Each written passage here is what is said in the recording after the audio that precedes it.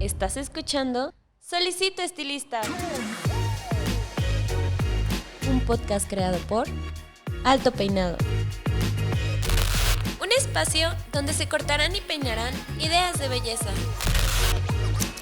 Bienvenido, pase y tome asiento.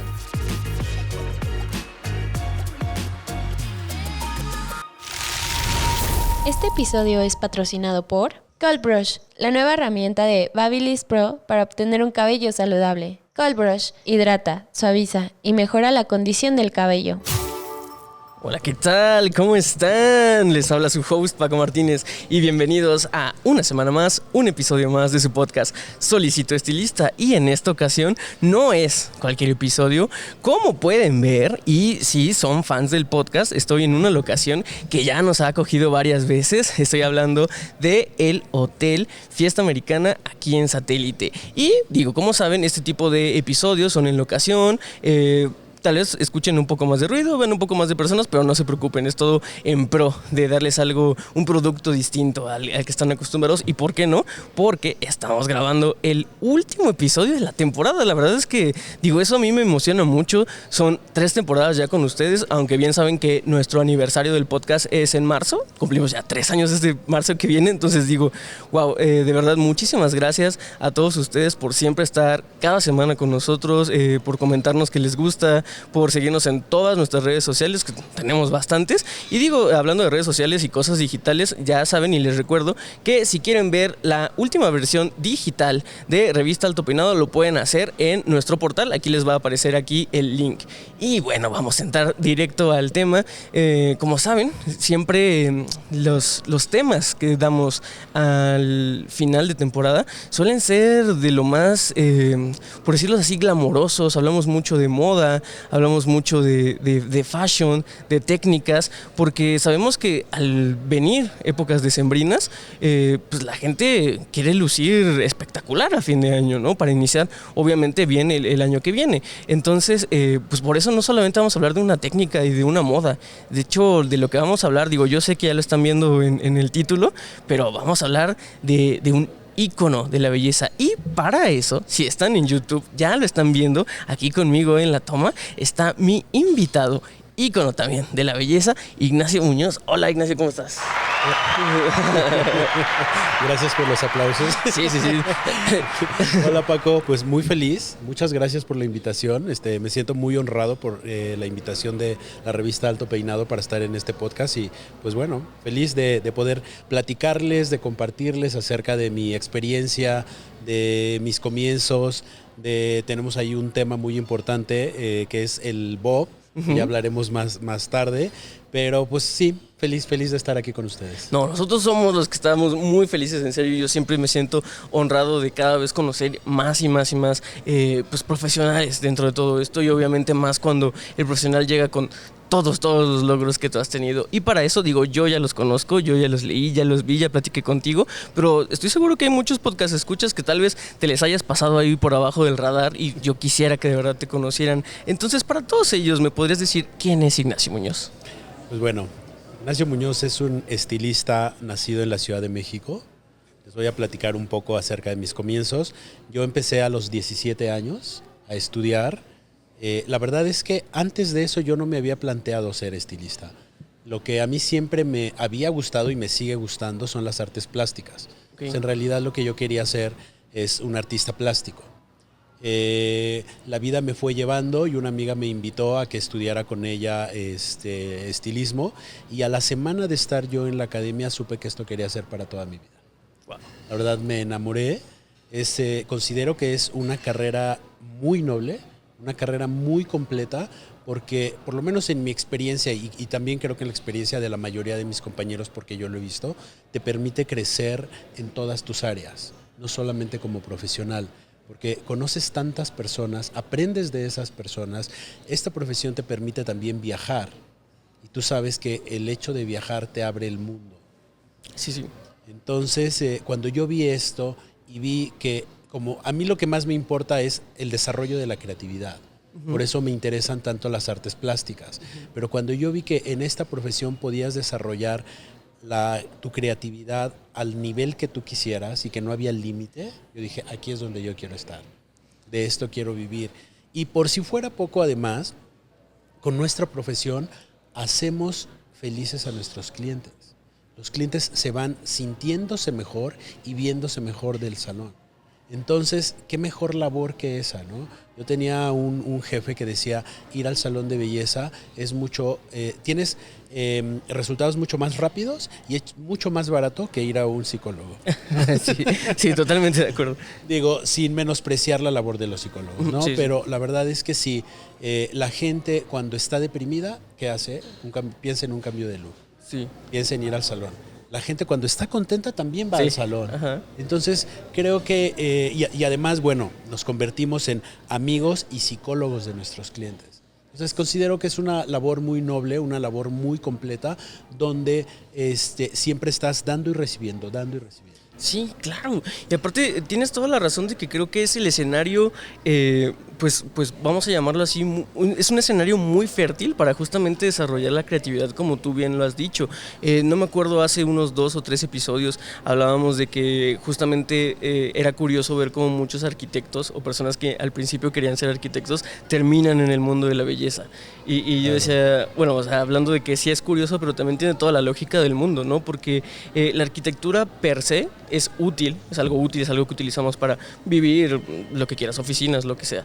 Pero a su vez también tiene obviamente su estética y creo que lo mismo va por el cabello. Obviamente es algo que se porta todos los días, pero obviamente tiene toda la estética y todos los conceptos de estética en sí, ¿no? Claro, de hecho los estilistas también manejamos mucho de lo que es arquitectura, porque necesitas planear. O sea, primero tus ideas las tienes que llevar a un plano. Yo, por ejemplo, lo que siempre hago es hacer bocetos. Uh-huh. Por eso me sirvió a mí tanto, yo ya siendo estilista estudié Historia del Arte y comencé a estudiar dibujo y pintura. Entonces, todos esos conocimientos yo los sumé a mi profesión. Entonces, cuando yo tengo una idea, siempre la plasmo y hago un boceto. Sí. Después de hacer el boceto, entonces me doy a la tarea de cómo lo voy a resolver. Ya sea un corte, ya sea un peinado, ya sea un maquillaje, lo que sea. Uh-huh. Entonces sí, definitivamente los estilistas somos también arquitectos del cabello.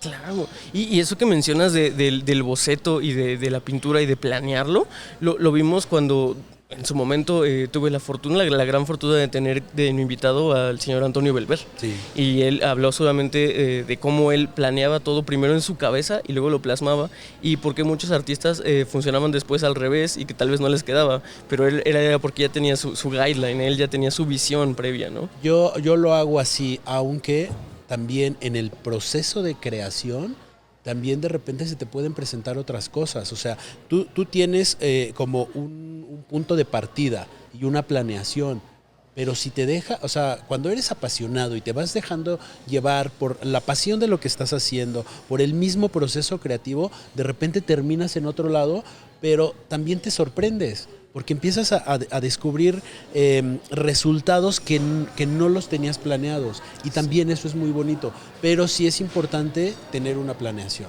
Sí, y digo, qué bueno que mencionas eso de los resultados no planeados, porque también creo yo que es algo de personas muy creativas, el hecho de que ver estas como obstáculos, vamos a decirlo, obstáculos o bloqueos, no como justo como un paro, sino como una manera de ahí crear nuevas cosas. Y siento que eso es un don que muchas personas piensan que ya nacemos con eso, pero no, siento yo que es algo que se desarrolla, ¿no? ¿O tú cómo lo ves como del lado artístico? No, definitivamente. A mí, mira, generalmente la gente me pregunta, es que estás muy loco, es que ¿de dónde sacas esas ideas? Es que ¿de dónde te inspiras? La creatividad es como un músculo, ¿no? Tú no vas al gimnasio y ya en una semana ya estás así súper fuerte, marcadísimo, con abdomen de cuadritos, o sea, no.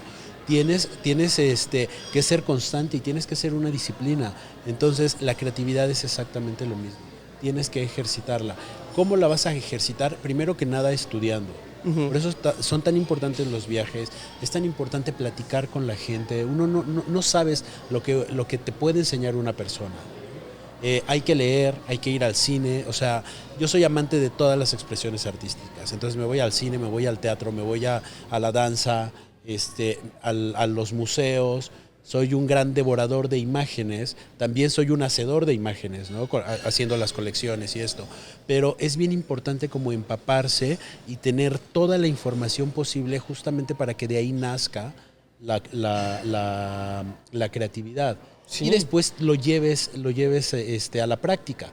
Sí. Porque obviamente pues, yo he estudiado mucho, he estudiado en muchas partes, he aprendido de grandes estilistas, pero también considero que una gran parte de mí es autodidacta. Okay. ¿Por qué? Porque hay cosas que nadie me ha enseñado y que yo he ido descubriendo en la práctica. O sea, mi salón es mi laboratorio también. Entonces tengo mis días donde yo agarro mis pelucas, agarro mis cabezotes, agarro cortinas de pelo y me pongo ahí a crear, a teñir, a hacer, a experimentar. Porque justamente de ahí salen cosas nuevas que nadie más te va a enseñar porque las tienes que descubrir tú, pero te tienes que dar a la labor de hacerlo. Sí. Y digo, qué bueno que mencionas el tema de educación, porque digo, aquí lo he mencionado muchas veces, las personas que tienen ciertas formaciones, y pasa en todos lados, o sea, no solamente creas que en el ámbito de la belleza, depende de la educación. A veces hablando con las personas o viendo su trabajo puedes saber de dónde reciben ese tipo de educación. Y aquí ha sido muy mencionado la educación Sassoon. Sí. Y de lo perfeccionista pero a la vez tan creativa que es. Y veo que estudiaste también ahí, entre muchas otras. Claro, para mí Vidal Sassoon, que yo siempre lo saco a colación, ¿por qué? Porque desafortunadamente las nuevas generaciones no conocen ni siquiera quién es Vidal Sassoon. Entonces, bueno, voy a aprovechar este foro para de una vez hablar. Vidal Sassoon está considerado como el padre de la peluquería moderna. Por eso es tan importante saber de él y saber de toda la labor que hizo. Yo comparo a Vidal Sassoon con Freud. Okay. Y yo digo, un psicólogo que no sepa quién es Freud, entonces, ¿de dónde viene su formación? Sí. ¿No? Ajá. Entonces, cualquier peluquero debe saber quién es Vidal Sassoon. Entonces, regresando a la historia de Vidal Sassoon comenzó su carrera a los 14 años en Londres. Y a los 12 años de comenzar su carrera, él ya estaba abriendo su salón de belleza. Él en los años 60 revolucionó la peluquería. ¿Por qué? Porque hasta ese momento las mujeres, la gran mayoría de las mujeres, solo se lavaban el cabello en el salón. Iban a peinarse, ahí les lavaban el cabello, les ponían los tubos, las metían al secador y ahí estaban 1 hora. Entonces las mujeres eran esclavas de ir al salón de belleza y no podían tener un buen estilo de corte ni de peinado porque si no iban al salón eso no podía ser. Sí. Entonces, ¿qué hizo Vidal Sassoon? Vidal Sassoon inventó estos cortes de lavar y usar. Okay. Que en inglés se llama wash and wear. Wash and wear. Ajá. Entonces, de ahí viene ese nombre. Obviamente, en la industria, Vidal Sassoon no estaba bien visto y muchos estilistas se enojaron con él. ¿Por qué? Porque entonces empezaron a perder esas clientas de peinado y de estar poniéndole los tubos y tenerlas horas en el secador. Él diseñaba cortes de cabello especial para cada tipo de cabello, dependiendo la textura. Obviamente tomando en cuenta las características físicas, pero no era tienes un cabello chino, te vas a tener que alaciar. No, tienes cabello rizado, voy a hacer y a diseñarte un corte especial para tu cabello rizado. Para que casi salgas de la regadera, lo acomodes con los dedos y listo. O en su defecto, se empezó a usar la secadora de mano. Ajá. Ya no se usaba el casco. Ajá.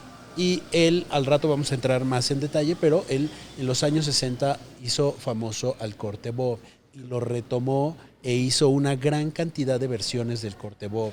Sí. Y de ahí pues vino este boom e influenció, fue una influencia muy importante, no solo para el mundo de la peluquería, sino para el mundo de la moda.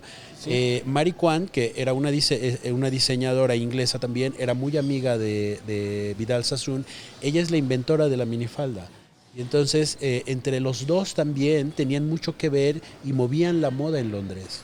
Sí, y exacto, y que es bueno saber también exacto de dónde viene la moda, porque la moda londinense es muy diferente a la moda de Milán, es muy diferente a la moda de New York, es muy diferente a la moda de Tokio, y yo creo, y yo ya lo he dicho varias veces, que ahorita la ciudad a ver en cuestiones de moda, no sé si lo has visto tú, pero es Seúl. Sí. Y los coreanos están Sí. proponiendo una cantidad de moda y tan... lo chistoso es que estamos tan acostumbrados, no sé si sea por el boom de los 80s, 90s, que esa generación pasó por muchas pues distopías, muchos problemas económicos y todo eso, que también, digo, mi generación también pasó por eso, pero siento yo que muchas de las propuestas de moda eran como muy disruptivas. Y curiosamente en Corea, no. En Corea toda la moda que se propone es muy romántica, es muy neutra, es muy pulcra. Y eso, a su vez, es chistoso como el hecho de que sea tan pulcro se vuelva ahora lo disruptivo, ¿no? Claro, pero también tiene mucho que ver que también ellos tienen todo un discurso como de donde no hay género. La moda que viene de Seúl, o sea, tanto la puede usar como un hombre como una mujer. Y ese es un discurso que ya durante varios años y durante varias colecciones los estilistas, los diseñadores lo han venido manejando. Entonces eso ha ayudado mucho y la moda siempre viene acompañada de la música. Sí. Entonces aquí también el K-pop ha impulsado muchísimo todo lo que se está haciendo en Corea. Sí, y digo, también amante de las series y todo eso, sabes que ahorita los K-dramas es top número 1 en Netflix. O sea, de verdad estamos influenciados ahorita mucho por la cultura coreana y está padre porque justamente se siente algo nuevo, algo muy refrescante. Y qué bueno que tocas ese tema de vamos a llamarlo como de la moda unisex, moda andrógina, si lo quieres ver. Sin género también. Sí, exacto, sin género. Me parece muy interesante porque creo... Y vamos a entrar directo al tema. Creo que el bob también es parte de eso, ¿no? O sea, siento que el bob es un corte que puede ir tanto en hombres y mujeres y se va a ver muy bien. Totalmente, y siempre ha sido así. Entonces, ya que vamos a entrar en el tema del bob, les voy a platicar de dónde nació esto del Bob Festival. En la pandemia, en el 2020, la verdad a mí, como normalmente toda mi vida he sido hiperactivo, he estado dejando de serlo y ya llevo una vida un poquito más equilibrada, pero a mí me daba terror pensar, ¿qué voy a hacer todos estos meses con el salón cerrado y sin salir a ningún lado? Yo no quiero estar justamente tumbado en el sillón viendo Netflix y comiendo todo el día, ¿no? Entonces se me ocurrió hacer un colectivo y empecé a hacer llamadas a mis amigos. Y así junté 14 profesionales entre estilistas, coloristas, diseñadores y maquillistas. Y la idea fue dar clases, todos los días dábamos clases a las 11 de la mañana en transmisiones en vivo en Facebook. Y la verdad es que fue una labor increíble, muchísima gente nos seguía, sí hicimos como todo un movimiento. Y aprovechando que era el año 20, yo como que me cayó el 20 de, pues justamente estamos cumpliendo 100 años del corte bob, de que resurgió, porque en los años 20 resurgió el corte bob. Ajá. Entonces de ahí nació el hacer el Bob Festival.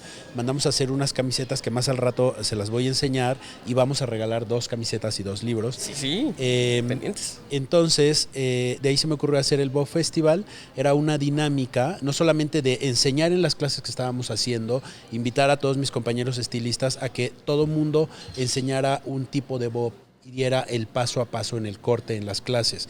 También hicimos una dinámica básicamente que fue en Facebook, donde por ejemplo yo publicaba una fotografía bob o una colección que tuviera que ver con el bob y etiquetaba a otros amigos estilistas y a su vez ellos con esa etiqueta también tenían que publicar sus trabajos con corte bob y etiquetar a otros estilistas. Y así se hizo una cadena, entonces estuvieron involucrados estilistas de toda América, de Europa, y la verdad es que fue una respuesta increíble. Sí, no, y aparte digo, es curioso, y algo que mencionaste, tipos de bob. Y digo, ¿por qué tipos? Porque creo yo que en este imaginario colectivo, el bob es solo uno. Es el clásico que aparte los mexicanos mal decimos que es el cabeza de coco, ¿no?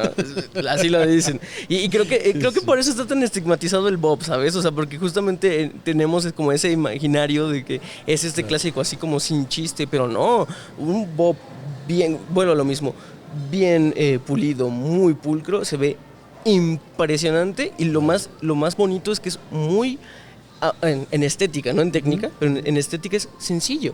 Es lo bonito, ¿no? Claro, porque son líneas muy limpias. Creo que aquí lo importante es, hay mucha gente, e inclusive estilistas le tienen miedo al corte bob, pero si tú haces el corte bob adecuado para la textura y el tipo de cabello, ¿okay? Ese bob del que tú hablas se llama el bob box, que es un bob que literal es como una caja, es totalmente cuadrado y de líneas muy limpias. Entonces, ese estilo de corte obviamente no le va a cualquier tipo de cabello y no le va a cualquier tipo de persona. Pero ahí entra la creatividad y el trabajo de cada estilista, de saber qué tipo de bob le voy a hacer a mi clienta. Sí. Considero que el bob es un corte, yo lo llamaría como un clásico contemporáneo. Es un corte de toda la vida y que siempre se ha usado y se va a seguir usando. Y que el estilista tiene la labor de adaptar, y como te decía antes, dependiendo la persona y el estilo de cabello. Sí. Entonces, para mí es bien importante que un estilista, o sea, que se llame profesional, deba de saber hacer un bob. Porque de ahí parten muchísimos cortes. Sí. ¿No? Y para hacer muchos estilos de corte, primero partimos por hacer un bob y de ahí tú sabes si le haces capas, si lo degradas, si lo elevas, si esto, si aquello, si le haces fleco, no le haces fleco, si lo haces asimétrico, como tú quieras, le das las variantes que tú quieras. Pero vamos a, te voy a hablar un poco porque digo, no tenemos tanto tiempo como para expandirnos y hablar de la historia del bob, pero yo di una clase solamente de la historia del bob, de una investigación que yo hice, no es como la versión oficial, sino yo me di a la tarea de ponerme a investigar. Y desde el siglo XV el bob ya se usaba. No se conocía como tal ni con ese nombre, pero el estilo bob ya se usaba. Generalmente lo usaban la realeza. Hay muchos retratos, pinturas, donde vemos a reyes usando ese tipo de bob. Las mujeres en ese momento no lo utilizaban. Las mujeres usaban cabello largo y usaban un estilo de peinado mucho más elaborado y con muchos adornos y tocados, etcétera. Entonces vemos, por lo menos en las pinturas de esa época, que los hombres lo usaban y a veces las niñas o los niños. Ah, sí, claro. Se usaba mucho. Ajá. Entonces, antes de eso, en la época de los antiguos egipcios también ese estilo se usaba muchísimo. Sí. Los antiguos egipcios usaban mucho pelucas por cuestiones de comodidad y de higiene también. Tenían plagas de piojos, entonces lo más fácil era raparse la cabeza, mantenerse frescos por las altas temperaturas que hay en esas zonas, y lo que usaban eran pelucas. Y también ahí tenían una gran variedad de estilos bobs, de larguras y también de texturas, porque lo podían hacer con cabello rizado, con trenzas, o con cabello lacio suelto, o con cabello ondulado, y también con aplicaciones y adornos. Sí. Entonces, ahora sí que el corte bob ya tiene historia, ¿no? De ahí nos pasamos a los años 20. En los años 20, como sabemos, existía todavía el cine mudo. Había una actriz norteamericana que se llama Louise Brooks. Ella, inspirada en lo que hicieron las enfermeras en la Primera Guerra Mundial, por comodidad, ellas empezaron a cortar su cabello. Sin saber que esto iba a ser toda una tendencia. Entonces, Louise Brooks y una amiga que era una bailarina también muy famosa en ese entonces, se cortaron el cabello.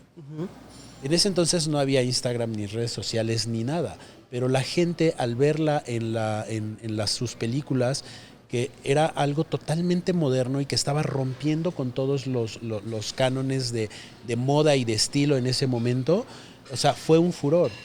Y de ahí vino también todo un movimiento social que le llamaban las flappers. Ah, no conozco ese. Ajá. Que eran mujeres justamente que estaban como rompiendo todos esos cánones de cómo se tenía que vestir la mujer y cómo se tenía que comportar. Entonces eran mujeres muy modernas para la época, que empezaban a salir, a fumar, a tomar, salían a bares, tenían también relaciones sexuales ocasionales. Ya no era la mujer que estaba en casa esperando a que llegara el hombre con el que se iba a casar, ¿no? Eran mujeres mucho más liberales. Entonces también sucedió todo un movimiento feminista en ese momento. Sí. Lo cual ahora en el año 20 también, y ya un poco desde antes, empezó también. Y se retomó también el bob. Se retomó el bob y se retomó el movimiento feminista. Entonces también vemos cómo en la moda y en la historia todo es cíclico. Sí. Justo hace 100 años sucedió eso y ahora está volviendo a suceder. Sí. Y además coincide porque también Vidal Sassoon nació en los años 20, ¿no? Es muy curioso cómo todo está conectado. Sí. Entonces, bueno, pues hubo todo este movimiento en los años 20, se puso de moda el corte bob. Claro que el corte bob era más como lo que tú dices, el corte box, que era más o menos cubriendo el oído, a veces hasta mitad del oído o a la barbilla, y con flequillo muy corto también. En los años 60, ya lo habíamos platicado, Vidal Sassoon lo vuelve a retomar. Y bueno, pues ya lo demás ya es historia, hace todas las versiones posibles del corte bob, y bueno, ahora vemos que temporada tras temporada algunos diseñadores, algunas marcas o inclusive también algunas líneas de productos de belleza vuelven a retomar. Por eso creo que es tan importante este estilo, saberlo manejar. Es impresionante cómo a mí a veces se acercan estilistas que ya tienen experiencia, que ya tienen sus salones y que ya tienen años de ser estilistas y me dicen, a mí no me salen los cortes bob. Aquí viene mi pregunta entonces, ¿cómo fue tu formación? Si en tu formación como estilista no te enseñaron y tú no aprendiste a hacer un corte bob, ¿cómo te llamas estilista? ¿Y de dónde sacas entonces todas las variantes de cortes que haces? Porque el corte bob es una base, es un clásico y es una base del corte de cabello. Sí, y digo, Ignacio, de verdad, primero, me encanta que hayas hecho tu propia investigación para dar esa clase. A su vez, permíteme también recordarles al podcast escuchas que yo también hice una investigación sobre pelucas, ahorita que lo mencionaste. Okay. Y el episodio es un Beauty Beats que hice podcast escuchas, si no lo han visto, escúchenlo, es muy bueno. Es sobre el fascinante mundo de las pelucas. Y sí, realmente yo no había ligado que el corte, vamos a llamarlo clásico, de la peluca del egipcio era bob. Sí, totalmente. Sí, cierto, pero no lo conocían como bob. Como no, tú claro, dices. no, de hecho, el nombre bob también nació en los 60. Ok, ya fue el retomado. Exactamente, en los años 20 no se le llamaba bob. Okay. O sea, sí fue toda una revolución, pero no se le llamaba bob. Ahora, la teoría que hay es que en los años 60 también, la policía de Londres tenía un nuevo jefe de policía y él les cambió los uniformes. Y el casco que traían los policías en ese momento enmarcaba su cara.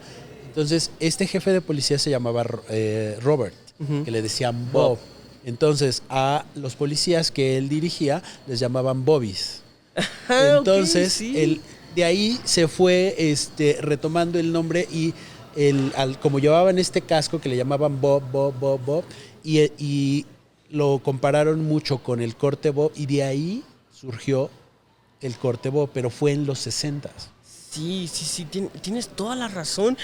Nunca lo había pensado y digo, a mí me encanta saber sobre este tipo de cosas porque, como tú bien mencionas, a veces pensamos que todo es curioso, ¿no? Así que es curioso que en los 60 pasara esto y no, a veces no es curioso, es simplemente, y lo he dicho varias veces, a veces pensamos que el tiempo se tiene que ver de donde estamos para adelante o siempre haciendo planes y se explica de una manera así como progresiva, pero a veces si cambias el chip y ves de dónde estás para atrás, puedes literalmente como ir ingeniería a la inversa y ves que nada es casualidad. Nada es casualidad. Todo estaba exactamente predicho para que todo causara así y llegara así, ¿no? Entonces, sí, o sea, me encanta eso de que, y aparte Bob es una palabra muy sesentera. Sí. O sea, no me imagino a alguien en los 20 diciendo Bob. O sea, eso sí tiene todo el sentido de que se hace entera. Y también te voy a decir algo, ahorita que mencionaste que muchos estilistas le tienen, vamos a llamarle miedo, que no le sale. También es como, se yuxtapone con eso que decíamos que también eso por el lado de los estilistas, pero por el lado del cliente final, tal vez el Bob lo ven como un corte sencillo, por lo mismo que decíamos, que su naturalidad es muy noble, ¿no? O sea, no se ve muy disruptivo, aunque, como bien lo mencionaste, viene acompañado muchas veces de movimientos revolucionarios. Claro, generalmente la moda viene acompañada de movimientos musicales y de movimientos sociales también, como por ejemplo el punk. El punk nació en los 60s, que también ahí hay una disputa que si surgió en Londres, que si surgió en Nueva York, o inclusive también se dice que surgió en Sydney.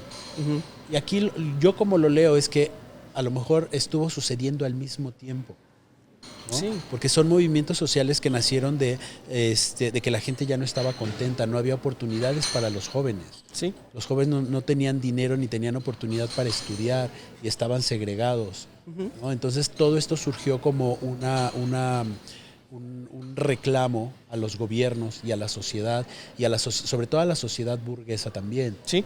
¿No? Y nació toda esta estética del punk, que después los grandes diseñadores estuvieron inspirados en eso. Y también el punk ha sido una corriente estética que se ha ido reciclando y ha ido apareciendo y volviendo a aparecer, ¿no? Sí, sí. Y te voy a decir algo también que no lo había como analizado todavía. Pero justamente el tema de que vengan como acompañados con eventos sociales, también a la gente se le hace curioso. Tú me decías, hay disputa de quién empezó primero. No es quién empezó primero, sino el tiempo. El tiempo te determina todo. Toda la Revolución Francesa se dio a la vez de muchas revoluciones alrededor del mundo. Quiere decir que por más que nos vayamos en el tiempo, nunca estamos tan lejos de la globalización. Cuando algo pasa y es importante, se va a dar y se va a replicar en todas las sociedades. Creo que eso es importante. Y el pop y la moda creo que va por ahí. Se replica en todas, ¿no? En todas. Bert Hellinger le llama a esto resonancia morfogénica. Okay. Como, o sea, tú puedes estar en un continente, las sociedades pueden estar en continentes muy separados y lo mismo puede estar pasando en una y otra. Las mismas movimientos sociales, creación de ciertas cosas, o sea, se va dando, al final de cuentas todos estamos conectados. ¿No? Exactamente. Digo, vamos a pasar de un lado del lado como, vamos a llamarlo iconográfico del bob y de historia, y me gustaría centrarme en la técnica.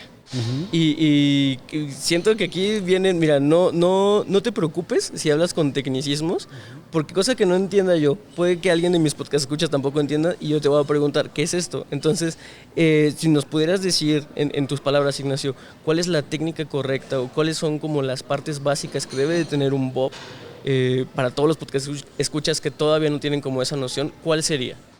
Ok, me resulta un poco difícil explicarte sin tener un cabezote o un maniquí, pero retomando este tema, te voy a decir lo que te decía hace rato. Primero que nada, es importante hacer un buen diagnóstico. Que todo profesional, no puedes empezar a trabajar en una cabellera o en un cliente si no tienes un buen diagnóstico. Sí. Entonces, ese diagnóstico comienza con platicar con tu cliente. Nosotros tenemos que ser unos perfectos escuchas. Entonces, platicar con tu cliente, preguntarle cuáles son sus necesidades, qué tanto tiempo le dedica al arreglo de su cabello en el día, qué es lo más importante o qué es lo que más le cuesta trabajo arreglarse, qué parte de su cabello le cuesta trabajo arreglarse. Y después de hacer este diagnóstico, entonces decides qué tipo de bob. Sí. Y de ahí entonces viene la técnica. Creo que es bien importante tener unas excelentes particiones, ir por paneles o secciones muy finitas. A esto le llamamos trabajar en transparencias, porque tú marcas tu guía de corte y bajas el siguiente panel o la siguiente sección y tiene que haber una transparencia que es tu guía para seguir cortando y no cortar de más o de menos. Ok. ¿Y cuántas secciones, digamos así, tiene el bob? ¿O depende del largo de la...? No, eso depende del grueso del cabello y de la cantidad de cabello que tenga tu clienta. Ahí tú sabes qué tan gruesas o qué tan delgadas vas a tomar tus secciones. Y llevar siempre un ritmo. Generalmente comenzamos por la nuca. Ahí marcas el largo. Y de ahí te vas a los laterales. Sí. Entonces creo que es bien importante ser muy limpios, ser muy técnicos. Y sobre todo tener líneas muy limpias, porque como tú dices, el corte bob puede sonar como demasiado simple o demasiado sencillo o que entre comillas cualquier gente puede hacer. Eso no es cierto, porque tienes que ser muy limpio en tus líneas. Vidal Sassoon estaba muy ligado y muy inspirado con la corriente Bauhaus, que tú sabes que es una corriente alemana de arquitectura. Y en esta corriente vemos líneas totalmente limpias. Y esa es la manera de trabajar de Vidal Sassoon. Sí, claro. Sí, muy de corte, de precisión. Exactamente. Entonces yo creo que lo básico es tener una buena técnica, tomarte tu tiempo para hacerlo la clienta también tiene que tener una postura con la espalda bien recta y pues básicamente eso, como tener tu técnica muy, muy clara, muy limpia, y al final cuando tú ya secas tu cabello también es importante rectificar, porque sabemos que cuando el cabello está húmedo generalmente se alarga un 10%. No es lo mismo tu cabello húmedo que cuando tú secas tu cabello. Entonces, ya una vez que terminaste tu corte, haces el secado, hay que volver a rectificar y checar los crecimientos o las direcciones del cabello para volver a pulir tu línea, y creo que ahí viene todo el secreto. Sí, y creo que también, y esto lo estoy diciendo a lo poco que la gente sabe, que realmente lo que yo tengo como en contacto con el estilismo y el área de peluquería y todo eso, pues es a través de ustedes, los invitados, ¿no? Yo no soy peluquero ni estilista de profesión, yo no sé muchas de las cosas, agradezco mucho que vengan a enseñarme, pero después de 117 episodios, algo se me queda, y algo ya tengo, ¿no? Y creo yo, no sé, o a mi entender, creo que un paso importante, y creo que es un agente que ayuda a este estigma de lo que yo te decía, de cabeza de coco, es justamente la cabeza o la forma de la cabeza del cliente, porque siento yo que muchas veces, o los bobs que entran de esta categoría mala de bobs, ¿no? De esta idea mala de bobs, es justamente el bob, como tú decías, box, que es sumamente cuadrado y parece justo, parece una peluca, parece que no es parte de, o sea, no fusiona con uno, ¿no? Y siento que eso tiene que ver con la cabeza del cliente, ¿o me equivoco? Sí, pero volvemos a lo mismo. Lo que yo te decía, antes que nada tienes que hacer un buen diagnóstico. Si no hiciste un diagnóstico o tu diagnóstico es errado y la cabeza del cliente es muy grande o tiene demasiado cabello o tiene cara muy redonda o la clienta es muy cachetona, si tú le haces un bob, esas líneas que estás haciendo y ese volumen que se va a formar a los lados va a parecer como que trae peluca o como que sí es un coco. Sí. Todos los cortes de cabello, y hablando específicamente del corte bob, el cabello y tu corte tiene que ser una extensión de ti mismo. No tiene por qué parecer una peluca. Sí, y creo que también tiene mucho que ver con el tema que decíamos de la educación y de las bases. Yo siempre lo he dicho, tú puedes recibir la mejor educación y son herramientas, pero la mejor herramienta en manos de alguien que es inexperto, no tiene como esta creatividad o visión, te va a hacer a veces lo mismo que otra herramienta, ¿no? O sea, no va a ayudar, o a lo mejor ayuda un poco, pero no es lo mismo que yo te dé las herramientas y la técnica y que tú con tu criterio sepas utilizarlo y de ahí con tu creatividad sepas expandirlo, que solamente recibiendo el calca y lápiz, el paso 1, paso 2, paso 3. Siento yo que el bob no es de esos cortes, y yo creo que en general ningún corte es así como de a rajatabla, paso 1, paso 2, paso 3, ¿no? Todo tiene que tener algo orgánico. Por supuesto, y ahí sí el trabajo y la sensibilidad del estilista entra mucho, porque tú puedes hacer un bob perfecto y se puede revisar de arriba abajo y por delante y por detrás y la línea es perfecta y está súper pulido y todo, pero si no se lo hiciste al cliente ideal, el trabajo no está completo o no está 100% perfecto. El corte siempre tiene que ser como un traje hecho a la medida. Si tú vas al sastre, te va a hacer el corte perfecto. No te van a quedar las mangas más largas o los hombros demasiado amplios. O sea, lo tiene que hacer a tu medida y así tiene que ser el corte. A veces, no es excusa ni está bien, a veces el corte técnicamente no es perfecto. Puede que no sea perfecto, pero si es el estilo ideal para tu clienta se va a ir súper feliz. Sí. Y tu clienta te lo va a agradecer y todo el mundo lo va a ver. Y una clienta satisfecha es la mejor publicidad que un estilista puede tener. Sí, claro. Y dicho eso, y me parece o me saltan dos preguntas muy puntuales, Ignacio. ¿El bob consideras que es un corte que sea para todos? Uno. Y dos, dicho todo lo que hemos dicho previamente, ¿consideras que es un corte, vamos a llamarlo, de alto mantenimiento o es de bajo mantenimiento para la clienta? Depende, porque también como hay gran variedad de bobs, sí, efectivamente el bob no es para todo el mundo. Ok. Pero depende, si el corte bob es como por ejemplo un box, que es de líneas perfectas y que tiene que mantenerse a cierto tamaño, sí es un corte de alto mantenimiento. Pero si ya hablamos de un bob con una graduación o con una textura ondulada o con más capas, etcétera, no es necesario tener de que cada mes te lo tengas que estar cortando. Ok, entonces sí hay una variable. Es que hay todas las variables. Sí, todas las variables del mundo, sí. En el bob. Y digo, ya hemos mencionado varias veces los tipos de bobs. ¿Tienes como una lista de cuáles son los que más te gustan? ¿Quieres compartirlos? Sobre todo, antes de pasarme al área del bob como base para la creatividad. Pues no, en realidad es que no es que todos los cortes tengan nombres. Okay. Y eso es algo que, por ejemplo, las clientas te preguntan mucho. ¿Cómo se llama este corte? ¿Cómo se llama este corte? Sí pasa. ¿Por qué? Porque, o sea, tú como estilista aprendes a hacer un bob y aprendes la técnica perfecta y limpia. Y de ahí tú creas tus propios cortes. Aquí no es de que vas a la escuela y aprendes corte 1, corte 2, corte 3, corte 10.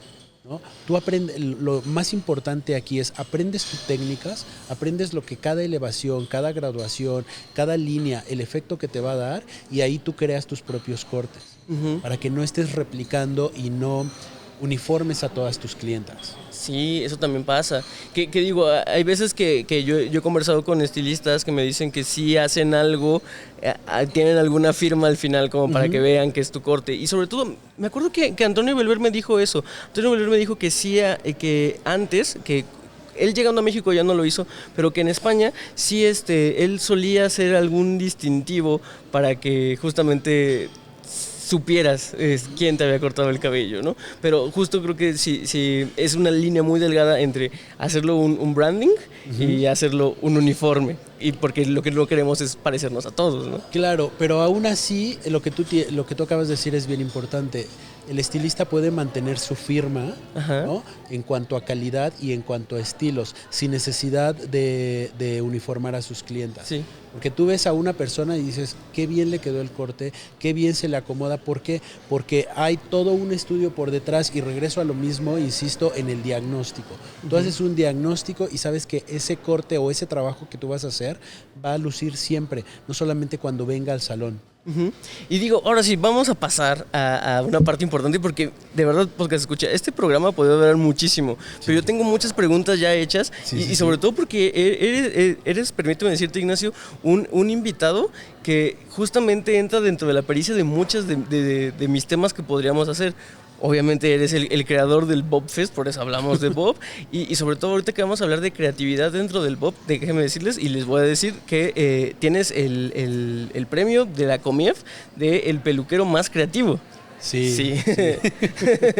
Sí, tengo la fortuna de, a lo largo de mi carrera me han entregado varios premios. Uno de los más importantes es el de la Comief, que es el estilista más creativo del año. Otro de la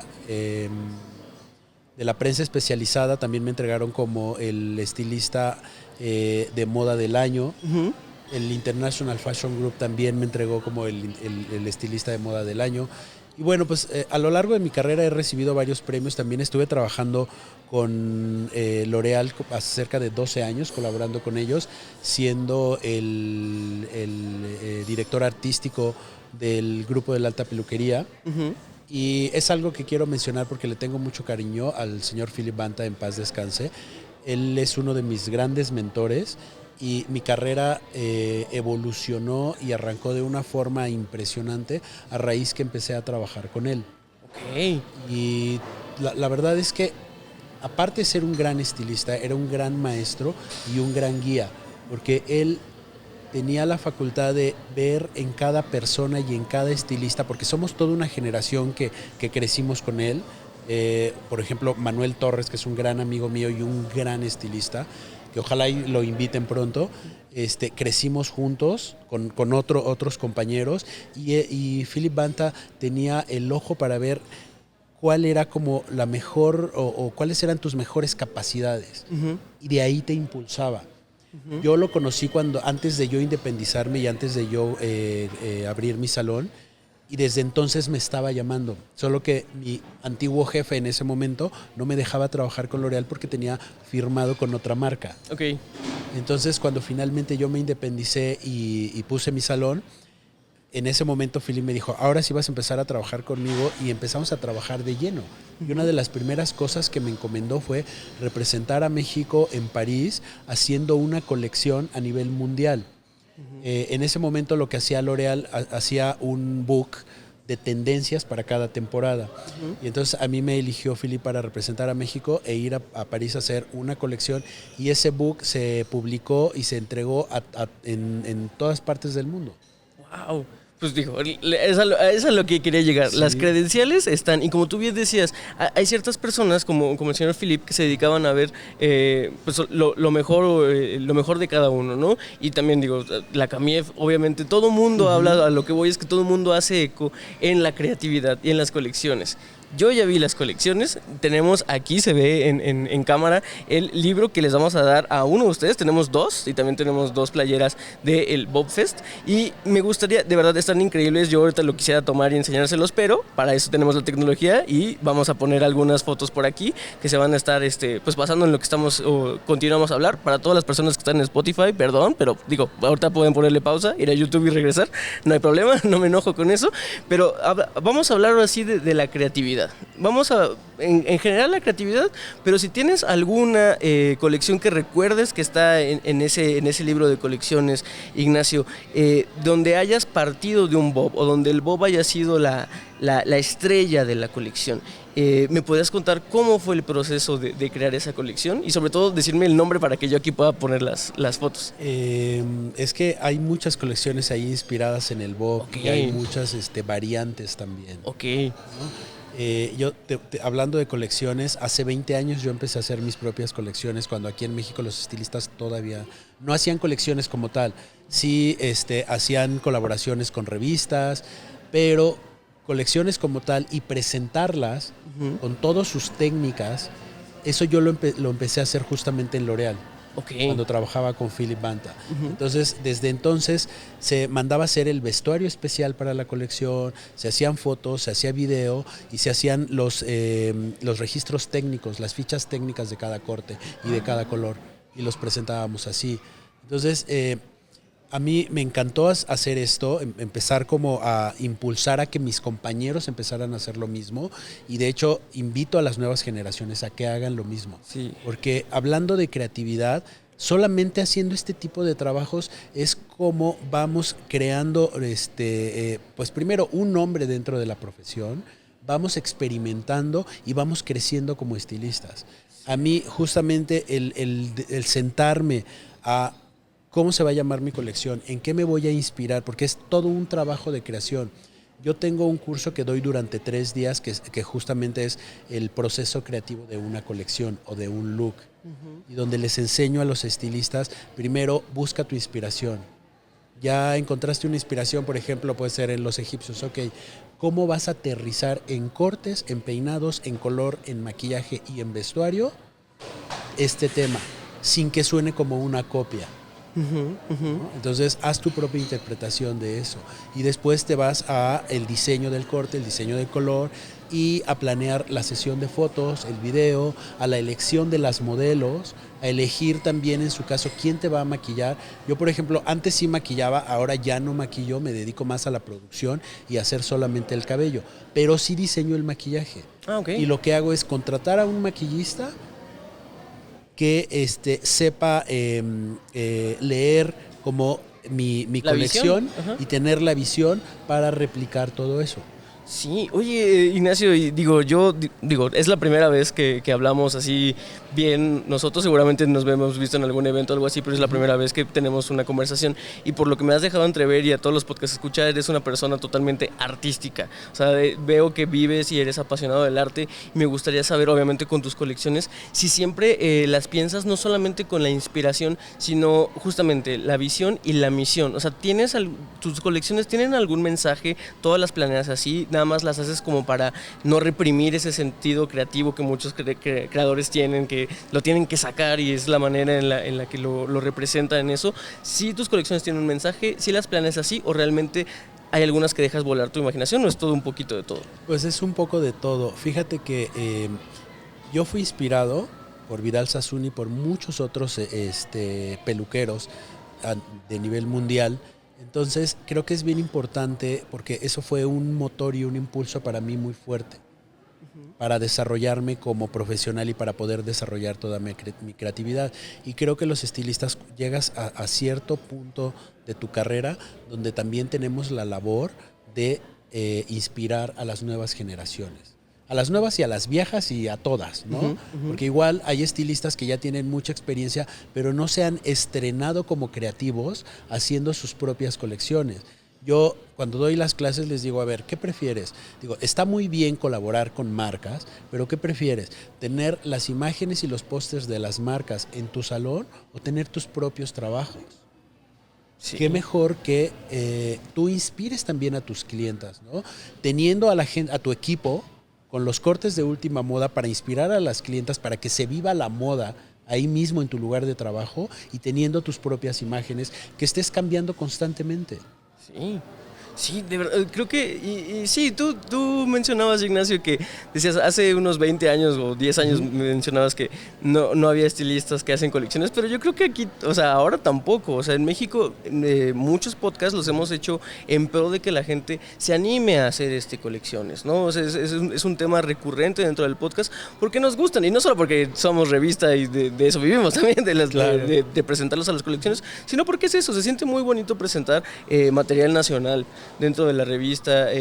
Nosotros, digo, si no sabían Podcast Escucha, tenemos un hashtag que es Búscame en Alto Peinado, y muchas veces si tienen una colección, tal vez que no sea de editorial, no sea muy profesional, pero nosotros con mucho gusto, de verdad, ese hashtag existe para que lo compartan, para que lo compartamos en todas las redes de Alto Peinado. Entonces, anímense a hacerlo, anímense solamente por el hecho de como yo decía, quitarse esa cosquillita de crear, que muchos creadores tienen. O sea, no sé si tú la sientes, Ignacio, pero hay veces donde te sale, o sea, la necesitas ya plasmar. Claro, ¿no? La verdad es que yo soy un apasionado y yo desayuno, como y ceno arte todo el tiempo y me inspiro en todo. Y pues sí, es una manera muy efectiva de crecer y de desarrollar tu creatividad, porque la creatividad no es algo de que vengas y te pongan una inyección y ya vas a ser el más creativo del mundo. Lo tienes que desarrollar tú con tu día a día. Y además, por ejemplo, si tú tienes tu propio salón y si tú eres patrón, tú tienes que inspirar a tus colaboradores. Sí, eso también lo hemos dicho varias veces, que es importante el permear esa cultura organizacional, ¿no? Y el saber que si ya tienes un salón y que muchas veces pues te ven como el líder, es necesario crear un equipo de trabajo que siga la misma visión. Además, los mexicanos somos sumamente creativos. O sea, si nos comparamos con otros países, de verdad, los mexicanos somos súper artistas. La cosa nada más es como empezar a trabajar y empezar a desarrollarlo, porque la creatividad todos lo tenemos. La creatividad no es un privilegio de pocas personas. Todo mundo la trae, pero si no la desarrollas, si no la descubres, ¿cómo va a aparecer, no? Sí, exactamente. Pues bueno, Ignacio, mira, se nos está acabando ya el tiempo. ¿Tan rápido? Sí, ya sé, la verdad es que siempre pasa y de verdad, insisto, un invitado con tantas cualidades, con tantos honores, con tantos trofeos, con tanta educación, de verdad, yo creo que mereces y más episodios. Yo aquí te extiendo la invitación a que vengas las veces que quieras. Este es tu foro, este es tu podcast y de verdad muchísimas gracias por la plática. Obviamente ya la gente sabe que este último segmento es obviamente para que tú pues des todo lo de tus proyectos, tus redes sociales. Vamos a hablar ya casi al final sobre el giveaway que vamos a tener de las playeras y del libro. Pero yo me gustaría cerrar con una pregunta, y es que, digo, tú, Ignacio, siendo, como ya bien decíamos, premios de el mejor estilista del año, el estilista más creativo, tantas condecoraciones, tantos viajes, tantas experiencias, ¿crees que aún te falta alguna por cumplir? ¿O en qué momento, bien mencionabas que ahorita en este momento de tu carrera sientes la necesidad de enseñar, pero después de eso, ¿qué sigue? ¿Cuál piensas tú que es una meta que aún te falta por cumplir? Porque te veo muy joven, la verdad. Gracias, no lo soy tanto, pero gracias. Mira, yo me considero un eterno estudiante. Okay. Para nada, yo creo que en ningún momento de mi vida me consideraría como un producto terminado, porque en ese momento entonces ya podría morirme. Okay. A mí me faltan muchísimas cosas por aprender, muchísimas cosas que enseñar. Me encanta compartir mi experiencia, me encanta enseñar a las nuevas generaciones. Y pues yo voy a seguir haciendo mis colecciones, voy a seguir con mi estudio, que tengo mi estudio y ahí atiendo a mis clientas regularmente, pero pues eso, seguir aprendiendo, seguir compartiendo con mis compañeros, seguir engrandeciendo la peluquería mexicana. Uh-huh. Te decía, los mexicanos somos sumamente creativos. Tengo muchos compañeros a los cuales admiro mucho y respeto mucho, y creo que la peluquería en México tenemos un alto nivel. Sí, y se demuestra, la verdad es que se demuestra, sí. Y llevamos 117 episodios demostrándolo con cada invitado que viene acá. Pues muchísimas gracias, Ignacio. Ya nada más, si quieres un mensajito ya directamente a mis podcast escucha y obviamente todas tus redes sociales para que te sigan. Pues les mando un saludo con mucho cariño, gracias a la revista Alto Peinado por la invitación. Síganse preparando, estudien mucho, no suelten esa pasión por la peluquería, que la verdad hay mucho que hacer, hay mucho que aprender y hay mucho que compartir. Gracias. Pues, ahí lo tienen, de verdad, podcast escuchas. Muchísimas gracias por estar aquí, Ignacio. Sobre el tema del libro y de las playeras, bueno, de los libros y las playeras, yo sé, todavía no tenemos bien las bases hasta ahorita, pero lo que sí sé es que una de ellas va a ser que dejen un comentario aquí en YouTube, y si están en Spotify, perdón, nuevamente se van a tener que ir a YouTube, pero así está la dinámica, y dejar un comentario aquí en la lista de comentarios. Y obviamente manita arriba si les encantó, y que yo sé que sí, y pues nada, la verdad es que muchísimas gracias nuevamente, Ignacio. Muchísimas gracias a ustedes, podcast escuchas. Muchísimas gracias a nuestro patrocinador Babyliss Pro. Y pues bueno, de verdad, no me queda nada más que decirles que gracias por esta tercera temporada. De verdad, yo sé que los voy a extrañar mucho, pero también sé que necesitamos un buen descanso, porque hacer esto cada semana lo hacemos con mucho cariño y queremos que siga siendo siempre un producto de calidad para todos ustedes. Dicho esto, yo fui Paco Martínez, estuvo conmigo Ignacio Muñoz. Nos vemos el siguiente año. Hasta luego. Recuerden que la belleza la hacen ustedes.